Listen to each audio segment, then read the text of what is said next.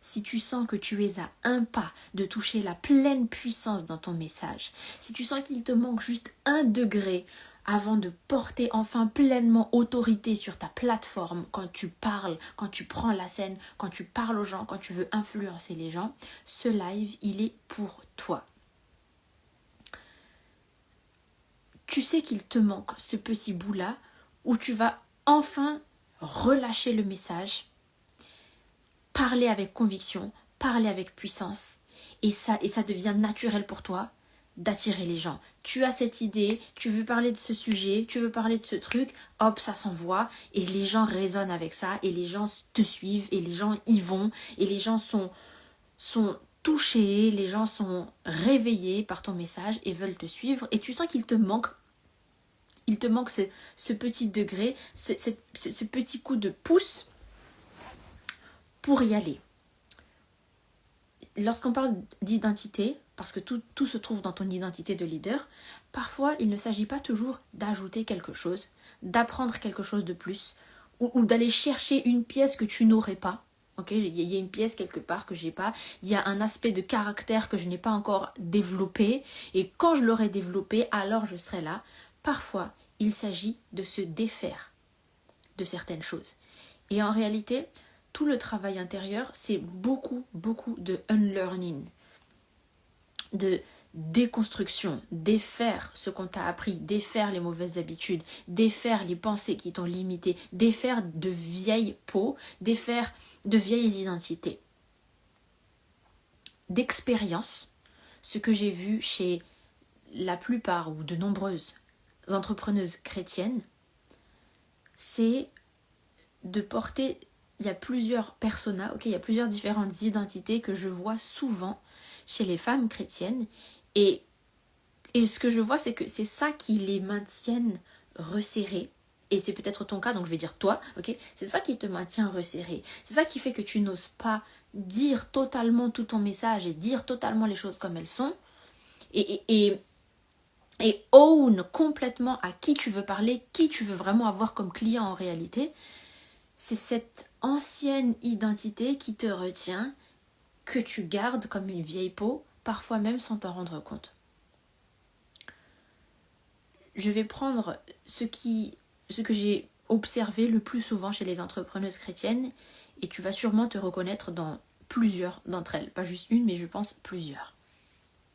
Et je vais expliquer une à une ces différentes identités. On va prendre une identité, je sais pas, il n'y a pas de hiérarchie, je sais pas par laquelle commencer, je commence juste par celle qui me vient en tête. La première identité, c'est l'identité de celle qui a été brisée, celle qui a été blessée. Pendant longtemps, on t'a dit de te taire, on t'a blessé, on t'a fait mal, on t'a rejeté, on t'a humilié, on t'a mis de côté. Et ça t'a poussé progressivement à te taire, à être petite, à te réduire, à te cacher, à te mettre dans un coin. Tu portes cette lourde blessure. Aujourd'hui, maintenant que tu es une femme de Dieu forte et solide, tu as guéri, tu as refermé cette blessure. Mais quand tu t'exposes au monde, quand tu partages ton projet, quand tu parles de ta mission, quand tu veux convaincre les gens et tu veux soutenir des gens qui sont passés par ce par quoi tu es passé, tu veux aider les gens à regagner confiance en eux, tu veux aider les gens à se redresser, tu veux aider les gens à changer leur mindset, tu veux aider les gens à se relever, tu as vraiment changé d'identité, tu t'es vraiment élevé. Mais quand tu te montres dans ton business, si tu sens que tu vois, il y a ce truc qui te retient, parfois c'est cette ancienne identité qui refait surface. Maintenant, si on explique le truc vraiment de manière très physiologique, c'est tout simplement ton cerveau qui a peur. Il a vécu un traumatisme et il voit cette nouvelle situation où tu t'exposes au monde, où tu t'exposes au jugement des autres, où tu t'exposes à l'incompréhension des gens. Il voit ça comme un potentiel danger et il a peur de revivre ce qui s'est passé. Et c'est pour ça qu'après, il fait remonter, consciemment ou non, il fait remonter d'anciennes situations, et c'est pour ça que parfois tu as des crises d'angoisse ou tu as des moments de stress, ou alors tu vois bien que entre tes peurs et la réalité, tu vois bien que c'est même pas cohérent, tu vois que c'est irrationnel, mais c'est réel. Tu as vraiment ces anxiétés-là, ces peurs-là, tu as peur qu'on t'abandonne, tu as peur qu'on t'humilie, tu as peur qu'on te rejette. Ces peurs sont peut-être irrationnelles, mais elles sont réelles, tu les ressens vraiment. Et ton corps rejoue de vieux scénarios de protection. Et le scénario de protection face au rejet, c'est de fuir, de se cacher, de se mettre petit. Je ne veux pas être une menace, je ne veux pas m'exposer, je ne veux pas me montrer. Et être sur Internet, dire aux gens d'acheter, montrer ce que tu as créé, montrer tes projets, proposer à quelqu'un de te suivre, c'est vraiment s'ouvrir, c'est un acte vulnérable. Regardez, j'ai créé ça, je vous invite, venez. C'est un acte d'exposition. Être une leader, c'est l'ultime exposition. Tu te montres au monde et tu es disposé à ce que les gens ne te comprennent pas. Tu es disposé à ce que les gens te jugent sans te connaître. Tu es disposé à ce que les gens portent un jugement et un avis sur ce que tu as créé sans même connaître ton cœur derrière ce projet. Toute cette exposition fait peur au cerveau, alors il rejoue les anciens scénarios. Résultat des courses, qu'est-ce qu'il fait? Il va te retirer, te mettre en arrière, te limiter, te rétrécir. Voilà une raison pourquoi tu n'arrives pas à déployer complètement ce message, à, tu vois, roar comme un lion. Tu n'arrives pas à sortir complètement ce message et à own, c'est-à-dire à prendre autorité sur ta plateforme et dire ici c'est ma scène, voilà le message que j'ai à dire et je vais pas m'en cacher et je suis pas désolée et je vais vous leader là-dedans avec confiance et détermination. Tu n'arrives pas à ce niveau-là parce que ton cerveau il dit tempère le message, nuance, ok, et le résultat c'est qu'on a tendance à tout nuancer. C'est ce que je faisais aussi avant, c'est alors je veux dire ça, mais je sais bien que c'est pas tout le monde, hein, et aussi c'est pas dans toutes les situations, et je sais que quand je dis cette phrase, c'est pas pour ça exactement, mais il y a ça aussi, et tu mets nuance sur nuance, explication sur explication, tu te surexpliques, tu surargumentes. Tu enrobes le truc, tu enrobes tellement le truc qu'on perd le fil, on sait même plus de quoi tu parlais. Parce que tu essayes d'arrondir les angles, mais tu essayes d'arrondir tellement les angles qu'on ne sait même plus c'était quoi à la base que tu as essayé d'arrondir. Tu as peur d'être trop extrême. Sans t'en rendre compte, c'est inconscient. Mais on le ressent. Les gens, l'audience le ressent. Tu as peur d'être trop extrême, tu as peur de déranger, tu as peur de dire des choses beaucoup trop bold. Tu as peur de choquer. En soi, tu veux avoir cette autorité. That's the tricky thing. Tu veux avoir cette autorité. Tu veux choquer l'ennemi. Tu veux dire ces phrases poignantes et mémorables. Mais ton cerveau, lui, il reste encore dans le tempère, nuance, arrondit les angles. Tu ne veux pas trop remarquer. S'il t'accepte, s'il tolère ton existence, ce serait déjà pas mal. Ça, c'est l'ancien fonctionnement, c'est les anciennes habitudes, c'est l'ancienne protection qu'il vient ramener dans ce business. Voilà une des raisons qui fait que tu ne déploies pas totalement ton message. Une autre identité, l'identité de la bonne chrétienne, ok, de la bonne copine, de la femme selfless, qui veut juste aider et qui a un cœur pur, ok? Un peu sauveuse sur les bords. Cette identité-là, c'est le « non mais moi je veux juste vous aider ». Si vous avez reçu de ce truc que j'ai fait, et puis de cet autre truc, et puis de cet autre truc, et ben moi je suis déjà contente. C'est pas grave si vous me payez pas, c'est pas grave si vous me parlez pas, c'est pas grave si vous me dites même jamais merci, je suis juste contente, I'm so selfless, I'm so generous, et je vous donne tout ça. C'est vouloir apparaître comme ce cœur pur. Et ne pensez jamais que je suis mal intentionnée, ne pensez jamais que je veux prendre du bénéfice là-dedans, ne pensez jamais que j'y veux ma part. Au premier abord, ça a l'air d'être, on va dire, c'est beau, ok? C'est beau, c'est une valeur. Je représente cette valeur de la générosité, de la bienveillance, all these things.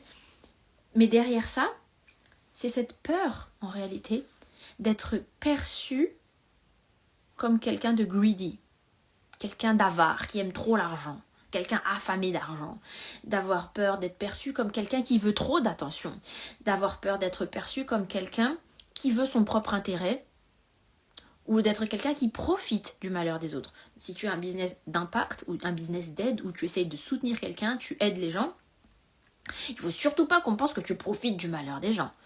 C'est cette peur d'être vue comme une méchante ou une sournoise, ok, d'une manière ou d'une autre. Et tu as cette peur que les gens te perçoivent d'une certaine manière, donc notamment comme le vilain de l'histoire, ou comme une méchante, comme une mauvaise personne, à tel point que tu surpolis ton image pour paraître tellement parfaite, mais encore une fois, tout à l'heure c'était arrondir tellement jusqu'à ce qu'on sache plus de quoi tu parles, mais là c'est te diluer tellement qu'il n'y a plus de personnalité. Te diluer tellement que tu deviens transparente. On ne te voit plus. Ah non, mais moi, je ne demande rien en retour. Ah non, mais moi, je n'y suis pour rien là-dedans. Ah, c'est tout vous et rien pour moi. Ah non, mais moi, tu vois, hop, je disparais progressivement. À chaque phrase que tu prononces, tu disparais toujours plus parce que tu ne veux pas qu'on pense que tu en demandes trop, que tu en veux trop, que tu cherches l'attention, que tu veux trop d'argent, que tu veux trop qu'on te regarde, que tu veux trop qu'on choisisse, que tu veux trop être écouté. Ah non, mais il faut surtout pas qu'on pense ça de moi. Hop, je fais en sorte de disparaître jusqu'à ce que tu deviennes de l'eau. Et ça te frustre. Parce qu'en réalité, qu'est-ce qui se passe? Les gens ne te remercient pas et ça te frustre qu'ils ne te remercient pas. Les gens ne te payent pas et ça te frustre d'être sous-payé. Tu charges des prix bien en dessous du marché, tu charges des prix bien en dessous de ce que tu mérites parce que tu as dit que tu voulais être selfless et generous and all these things. T'es frustré que les gens prennent sans jamais te prendre en considération, sans jamais se demander ce qu'ils peuvent te donner en retour, mais c'est parce que tu l'as fait comprendre d'une manière ou d'une autre que tu allais donner juste et puis c'est tout. Parce que tu veux surtout pas qu'on pense que tu es cette femme qui veut prendre quoi que ce soit. Alors qu'en réalité tu veux prendre. Mais c'est plus nuancé que ça. Parce que tu veux pas tout prendre, ni profiter des gens, ni prendre tout leur argent, ni être une mauvaise personne, ni être égoïste, ni avoir trop d'attention. Mais tu veux quand même avoir l'attention. Et tu veux quand même avoir de l'argent. Alors c'est quoi le truc? C'est que ton intention, elle est bonne, elle est juste. Ton intention, elle est juste. Ce que tu demandes, c'est juste et c'est justifié. Tu as le droit de désirer plus. Tu as le droit de vouloir plus. Tu as le droit de vouloir être bien payé. Tu as le droit de vouloir être choisi. Tu as le droit de vouloir être regardé. Tu as le droit de vouloir être apprécié. Tu as le droit de demander un échange équitable pour ce que tu donnes. Mais quelque part, en cours de route, soit c'est quelqu'un qui t'as mélangé les idées, soit c'est toi-même qui as fait ce mélange d'idées, où tu as déformé le fait de vouloir et le fait de désirer, tu l'as déformé jusqu'à en faire le méchant d'une histoire, de vilain.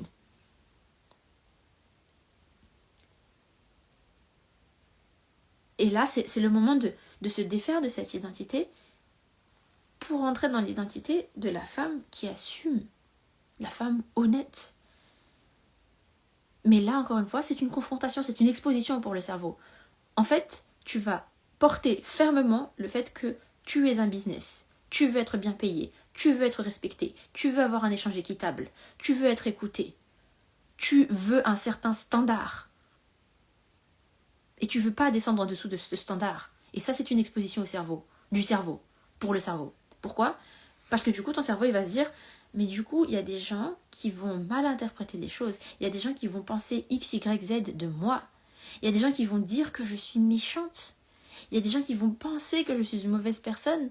Et ça, c'est une menace. Et cette peur-là, tu la trimbales comme une vieille peau, sans t'en rendre compte, inconsciemment. Et ça se ressent dans ton message. Inconsciemment, dans ton message, tu veux toujours te faire passer pour de selfless people. Mais après, t'es frustrée d'être transparente. Ou alors, aussi, dans ce selfless-là, c'est « Je suis super tolérante. Je suis super tolérante, genre, peu importe comment tu penses, j'accepte tout. Peu importe comment tu fonctionnes, et bah ça, on va le faire marcher parce que je suis super ouverte, je suis super tolérante, je suis super accueillante. » Sauf que résultat des courses, t'es frustré après quand les gens ne respectent pas tes limites. Ou ne respectent pas tes standards. Mais quels standards? Quelles limites? Respecter quoi?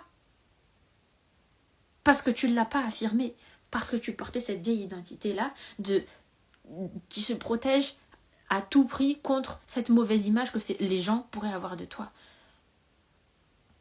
Donc avant d'en arriver à ce stade où tu own complètement ta scène, une fois de plus, où tu assumes totalement, voici mon business, voici ma scène, voici mon message, avant d'en arriver là, c'est de se défaire de ce besoin d'entretenir une certaine image que les gens peuvent avoir de toi. Et d'être prête à accepter que ça peut froisser quelqu'un, ça peut mettre un malaise. Et parfois même, ça ne met pas de malaise, mais c'est juste toi qui as été mal à l'aise avec ça.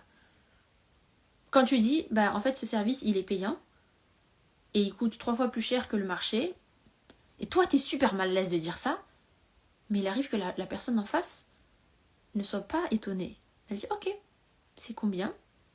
Tiens, j'ai payé. On commence.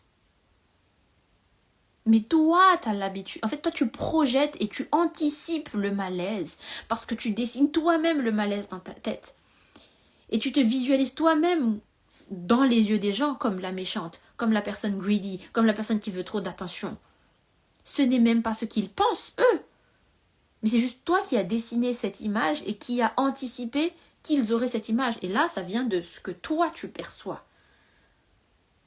Là, pourquoi tu visualises ça comme ça, c'est la question de se demander comment toi tu vois ces gens-là qui font beaucoup d'argent, qui sont exposés, qui disent ce qu'ils pensent, qui tiennent leur scène, qui tiennent leurs standards, qui ne s'excusent pas d'avoir des standards, qui n'ont pas peur d'exclure des gens, qui n'ont pas peur d'exclure ceux qui ne respectent pas leurs standards. Comment toi tu perçois ces gens-là ? Parce que si toi tu les perçois comme des gens méchants, c'est que toi tu es mal à l'aise avec leurs limites. Reste bien avec moi, tu es mal à l'aise avec leurs limites, alors tu les as dessinés comme méchants dans ta tête et tu t'es dit je ne veux absolument pas ressembler à eux. Et tu as anticipé le fait que si moi je veux des limites, si moi je veux certaines choses, les gens vont penser ça de moi. En réalité, c'est ce que toi tu penses de ces autres gens-là. Vois comme c'est messed up. Mais c'est ça le cerveau humain. Et c'est pour ça que j'adore mon métier. C'est de décortiquer le fonctionnement de l'esprit humain comme ça et de débloquer ça, de se défaire de ta vieille identité pour embrasser la nouvelle identité de cette femme de Dieu solide, ambitieuse, forte, stable et ferme. Ok ? Encore une dernière pour la route d'identité. L'identité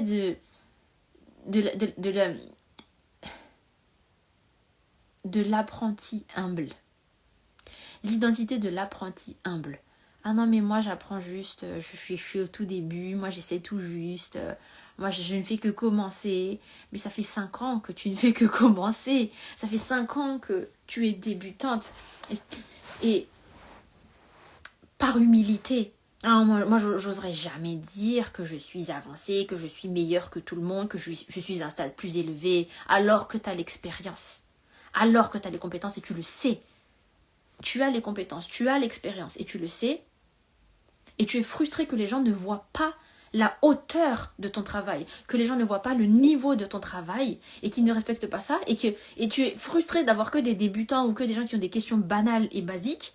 Mais c'est parce que toi-même, dans ta communication, tu es toujours resté à la surface. Tu es toujours resté flou. Tu es toujours resté dans les premières questions. Tu es toujours resté mainstream parce que tu n'as pas osé embrasser enfin fermement le fait que tu es meilleur. Tu es meilleur que la plupart des gens. Tu les dépasses.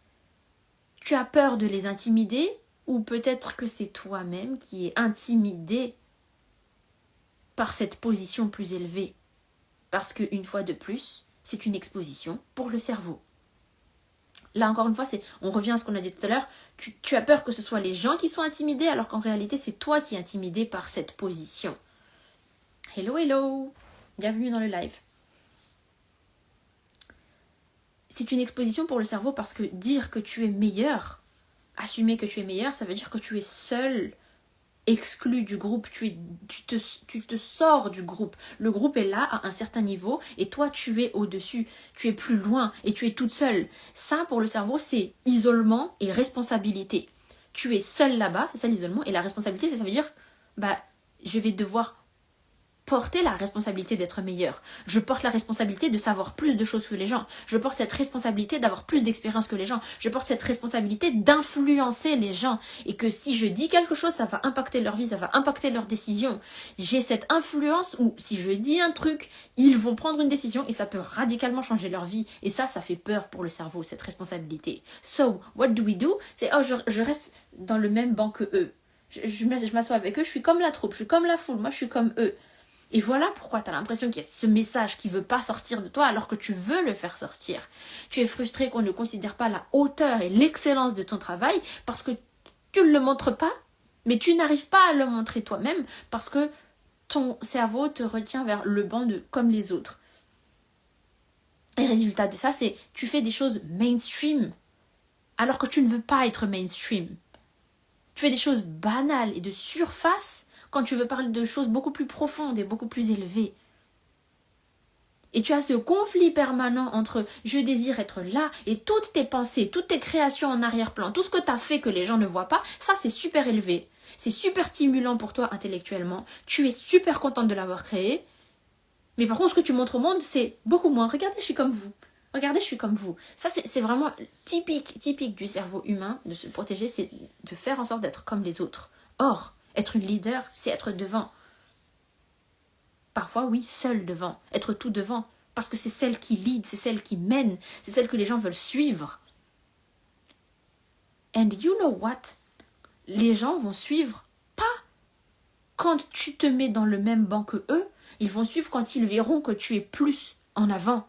Quand tu détiens quelque chose qu'ils n'ont pas encore, à laquelle ils aspirent. Quand ils sentiront que tu as cette expérience, que tu as cette excellence, que tu as cette connaissance qu'ils n'ont pas encore, qu'ils veulent toucher, qu'ils veulent avoir.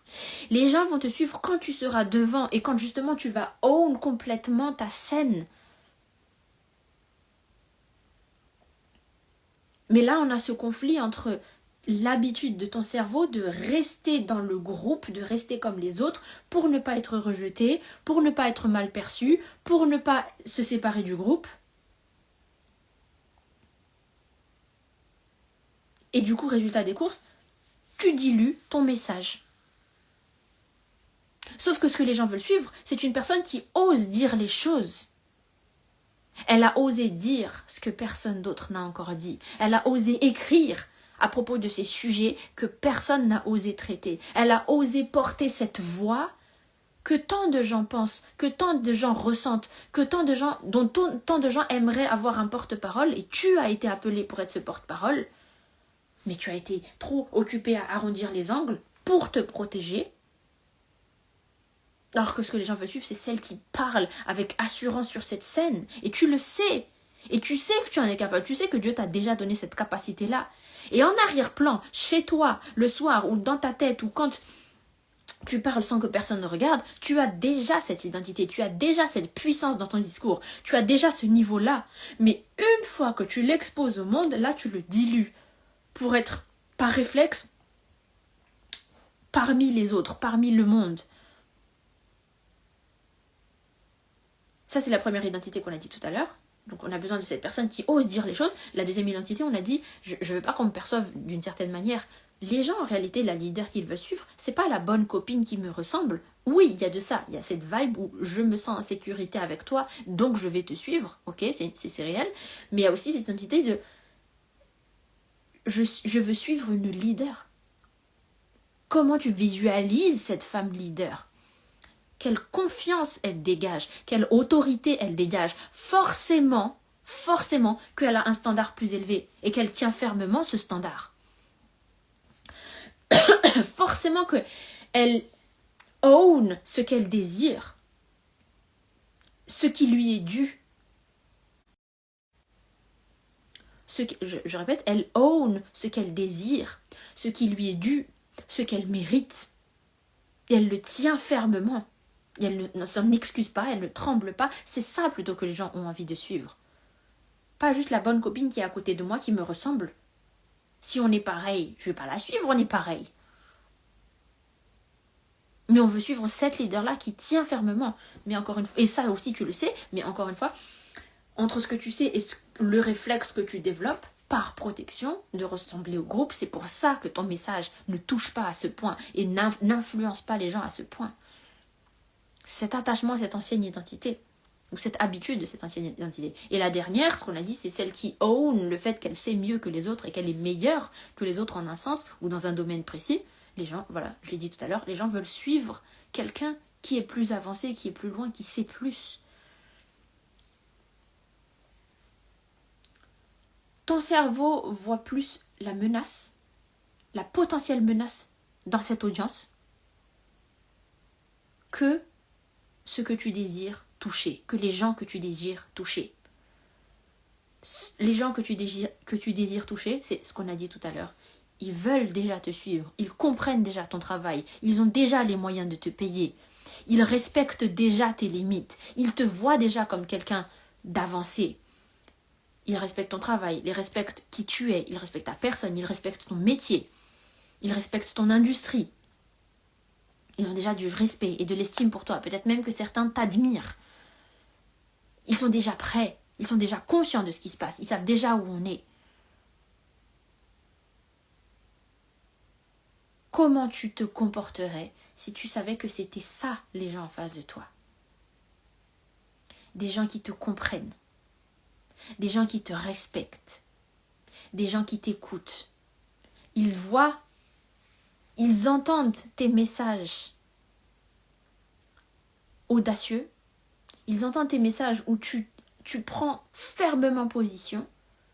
Au début, ça te fait trembler, au début, tu dis wow, peut-être que c'était too much.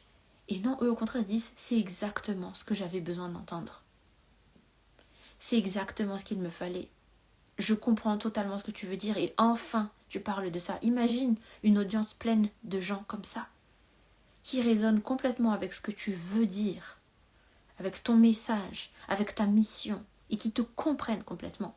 Imagine que ton audience est remplie de personnes qui comprennent ta vision, qui comprennent tes standards, qui comprennent ce que tu désires ou ce que tu requiers et qui le respectent totalement. Et en fait, même peut-être qu'ils aspirent à la même chose. Ils comprennent complètement que tu fixes ces prix-là. Et ils sont déjà d'accord avec ça. Ils comprennent complètement que tu refuses certaines personnes, certains profils de personnes, pour telle et telle raison. Peut-être qu'ils ne respectent pas ton travail, ceux qui ne sont pas investis, ceux qui ne sont pas engagés, ceux qui ne vont pas plus loin, etc.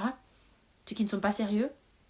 Et ils comprennent totalement ça. Ils ne te prennent pas pour quelqu'un de méchant. Ils ne te prennent pas pour quelqu'un de froid ou de greedy ou peu importe quoi.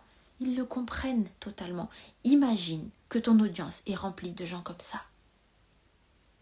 Imagine que ton audience est remplie de personnes qui te respectent et qui voient ton intelligence, qui voient les nuances de ton esprit, qui voient les nuances de tes conversations et qui en demandent plus, qui veulent ça.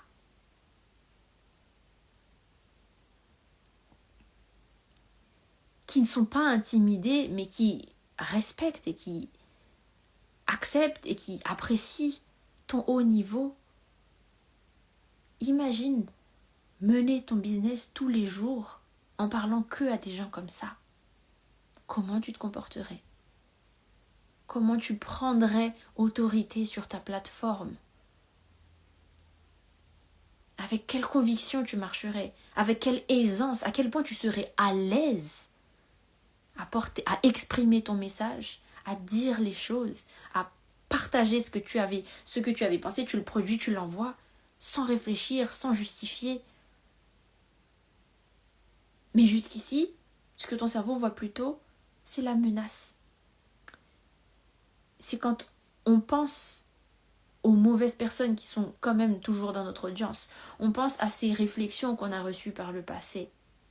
On pense à ces messages qu'on a reçus, des gens qui n'étaient pas faits pour notre marque, mais qui sont arrivés d'une manière ou d'une autre, qui ne comprennent pas notre travail, qui ne respectent pas notre travail, qui ne nous connaissent pas, qui ne nous comprennent pas, qui disent des choses que tu aurais mieux fait de ne pas entendre, mais tu les as entendues et ça t'a freiné, et ça t'a ralenti.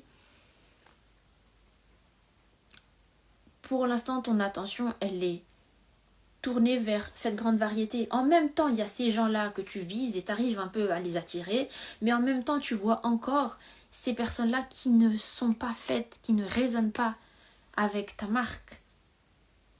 Et tu les vois et tu penses inconsciemment à eux. Ces gens qui ne comprennent pas pourquoi c'est payant, qui ne comprennent pas ce que tu veux dire, qui pensent que tu te la pètes, qui pensent que tu es arrogante, qui pensent que tu te sens meilleure que les autres, qui pensent que tu as de l'ego spirituel, qui pensent que tu as, je sais pas moi, que tu es prétentieuse, qui pensent que tu es coincée, je sais pas moi, qui pensent que tu es un charlatan et que tu parles de choses qui ne veulent rien dire, qui pensent que tu n'as pas un vrai métier, qui pensent que tout plein de choses. Et ton cerveau se tourne vers eux, ou alors se dit il y a de ces gens-là, mais ces gens-là prennent beaucoup de place dans ta tête. Et c'est pour ça que inconsciemment, ton message te restreint. Ton message se dilue. Enfin, tu restreins ton message se dilue. C'est ce fonctionnement dans la vieille identité, dans les vieilles habitudes, dans les vieilles blessures. Et cette attention portée sur les mauvaises personnes plutôt que celles avec qui tu veux construire un business sur le long terme. Voilà pourquoi. Donc à toi de réfléchir maintenant et de visualiser ça, de visualiser tes anciennes identités qui te retiennent, les conséquences que ça a sur ton message. Parce qu'à la minute où tu défais ces vieilles identités, là tu prends pleinement possession de ta scène, de ta plateforme.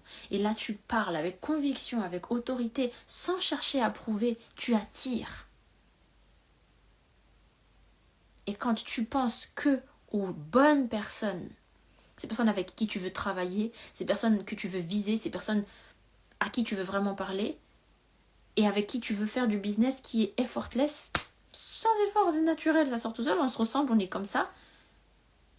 Là, ces personnes vont se reconnaître. Parce que enfin tu vas leur parler. Mais jusqu'ici, ton inconscient parle encore à ces mauvaises personnes dont il a peur.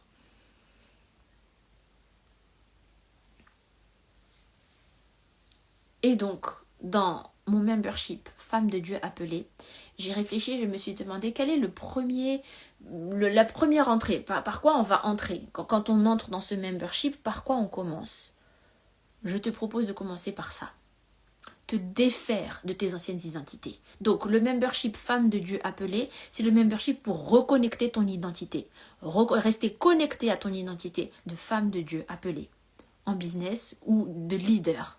Si tu n'es pas un business, mais tu es une leader de quelque chose, pour entretenir cette identité de la femme qui prend autorité sur sa scène, qui parle avec puissance, qui est confiante en elle, qui sait quel est son message, qui sait le message que Dieu lui a envoyé porter et le projet que Dieu lui a envoyé bâtir, et qui tient ferme, et qui donc de cette manière-là va attirer les gens. Voilà à quoi sert ce membership. Et tu vas attirer les gens vont acheter chez toi, les gens vont te rejoindre, les gens vont t'écouter et s'investir et suivre les bonnes personnes. Parce que tu as cette autorité-là qui naît de ton identité. Donc c'est vraiment cet entretien de cette identité. Et je me suis demandé, mais par quoi alors on va commencer? Et si on commençait par se défaire de nos vieilles identités? Donc le premier programme dans Femme de Dieu appelée, enfin tu suis les programmes que tu veux là-dedans, tout ce qui est dedans, tu l'auras à disposition immédiatement dès que ton inscription. Mais si tu veux commencer quelque part, je t'accompagne à te défaire de ces vieilles identités-là. À te défaire de ces vieilles peaux, de ces vieilles feuilles, de ces vieilles habitudes qui diluent ton message et qui te retiennent. Ces identités-là qui t'empêchent de complètement sortir ton message, sortir ta puissance, sortir ton audace, sortir ton autorité. On va marcher ensemble pour défaire ces identités-là. Donc là, je t'en ai cité 3. On aura aussi, par exemple, l'identité de l'éternelle recommençatrice, l'éternel recommencement, celle qui recommence tout le temps à zéro. Il y a aussi l'identité de la bonne copine. Il y a encore un autre aspect de ça, c'est d'essayer de ne jamais froisser les gens, okay, et de projeter en avance ce que les gens peuvent ressentir, alors qu'ils n'ont rien dit, ils n'ont jamais dit qu'ils ressentaient ça, mais tu veux à tout prix les protéger. L'identité de celle qui est perfectionniste, l'identité de celle qui a toujours dû se battre. Il faut toujours que je me batte pour réussir, ça peut jamais être facile, ça peut jamais être fluide. Je me suis toujours battue pour y arriver, donc je continue de me battre, mais au final ça tourne en l'acharnement. Donc cette identité de eldest daughter, en fait, c'est la fille aînée qui se bat tout le temps. L'identité de la bonne élève, la fille qui fait jamais d'erreur, qui fait tout correctement, qui est toute polished, toute bien, qui fait tout de manière parfaite, mais ça te contracte parce que tu es imparfaite au fond et tu le sais, et tu aimerais bien ne plus avoir à porter cette image parfaite tout le temps devant les gens. Tu aimerais que ce soit léger, tu aimerais juste te montrer comme tu es et que les gens te suivent pour ça et que ce soit léger comme ça. Plein de différentes identités. Donc, comment ça va se passer ce programme? Ce sera un module par identité. Ok. On va un training par identité et on va prendre les identités une par une. Je vais te décrire en quoi consiste cette identité, d'où elle vient dans ton enfance ou dans ton vécu, dans ton passé. Qu'est-ce qu'elle te mène à faire aujourd'hui qui te retient? Et là, tu vas faire ressortir tous tes comportements aujourd'hui qui parfois inconscients, tes comportements parfois inconscients que tu distribues dans ton message, encore. À chaque fois que tu parles sur Instagram, c'est ça qui ressort. Et tu t'en rends parfois même pas compte, mais ça se voit dans ton messaging, dans ton message, dans ta manière de parler, ça se voit dans ta posture, ça se voit dans ton regard, ça se voit dans ce que tu crées, ça se voit dans ton irrégularité. Je vais te montrer en fait comment cette vieille identité-là, elle se manifeste dans ton business aujourd'hui, ce qui te retient, ce qui fait que tu n'as pas les résultats que tu veux encore. Et aussi et surtout, ensemble, on va vraiment défaire ça. On va relâcher cette identité, on va divorcer de cette vieille identité. Je répète, on va divorcer de cette vieille identité pour embrasser la nouvelle identité d'une leader plus forte, plus stable, plus confiante. Et quand je visualise cette leader plus stable, plus forte, plus confiante, c'est une leader qui s'expose. C'est une femme qui est exposée et qui n'a pas peur de déplaire, qui n'a pas peur de s'exprimer parce qu'elle a un message. C'est pas juste pour provoquer les gens, mais elle a un message. Dieu l'a envoyé, Dieu t'a envoyé, tu as un message.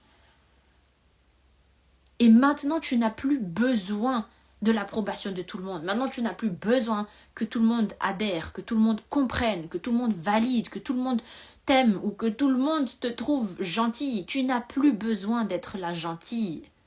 Voilà, ça c'est une autre vieille identité aussi, la gentille fille. Tu n'as plus besoin d'être la plus gentille, tu as besoin d'être la leader qui tient fermement son message sans s'en excuser, sans se limiter, sans se diluer, sans casser son message en deux, parce qu'elle a une foule de personnes à emmener, parce que tu as une foule de personnes à emmener. Donc voilà ce qu'on va faire dans ce programme-là, dans ce premier programme dans Femme de Dieu appelée. Si tu sais que ce travail est pour toi, t'as envie de faire ce travail, eh ben c'est peut-être la meilleure décision que tu puisses faire dans ton business, en fait.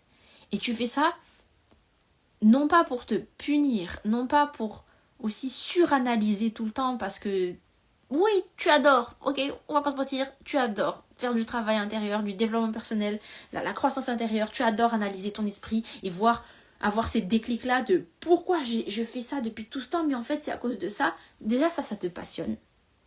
Mais aussi et surtout, tu care de ta mission. Ta mission est importante à tes yeux. Et les gens que tu leads sont importants pour toi. Et tu veux leader de la meilleure façon possible. Et tu ne veux pas que ton ancienne identité, tes anciennes identités, ou tes anciennes mauvaises habitudes, ou tes anciennes restrictions ou limitations, tu ne veux pas que ça vienne réduire ta mission. Tu ne veux pas que ça vienne diluer ton message. Tu veux pouvoir leader les gens avec puissance. Tu veux vraiment déployer cette force, déployer cette puissance que Dieu t'a donnée, mais tu as été retenu par ces anciennes identités. Viens faire ce programme avec moi dans Femme de Dieu appelée.